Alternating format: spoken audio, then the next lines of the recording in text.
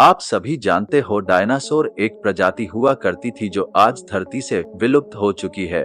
लेकिन जब हम डायनासोर के बारे में सुनते हैं तब हमारे दिमाग में यह सवाल जरूर आता है, डायनासोर का अंत कैसे हुआ? डायनासोर कैसे मरे? ये एक ऐसा सवाल है जिसका जवाब हर कोई जानना चाहता है, क्योंकि ये प्रजाति हर किसी के लिए अनेक सवाल खड़े करता है। डायनासोर काफी विशाल हुआ करता था। शायद अगर ये विलुप्त होते तो धरती पर मानव जीवन भी संभव नहीं हो पाता।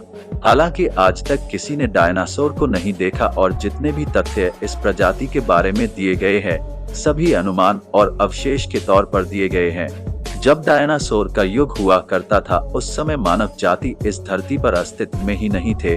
अगर होते भी तो शायद ही कोई इस विशाल जानवर से बच पाता।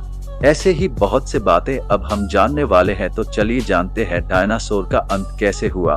डायनासोर का अंत एक बहुत बड़े एस्टेरॉयड के धरती से टकराने से हुआ था।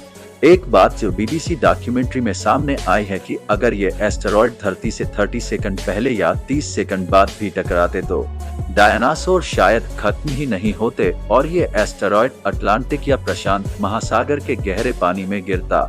ऐसा इसलिए क्योंकि इस समय इसका असर जमीनी भूभाग पर इतना कम होता कि डायनासोर को कोई नुकसान नहीं पहुंचता।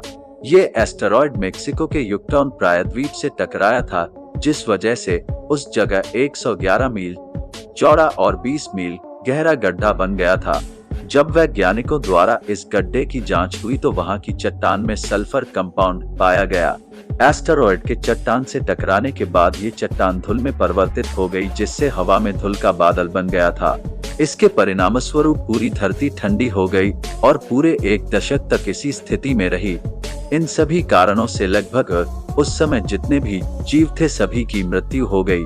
जिस समय लोगों को इनके विनाश का कारण नहीं मालूम था, उस समय ऐसा माना जाता था कि काल के स्वाभाविक प्रवाह में जीवों के स्वरूप बदलते गए या जीव नष्ट होते गए और नई प्रजातियां पैदा होती गई।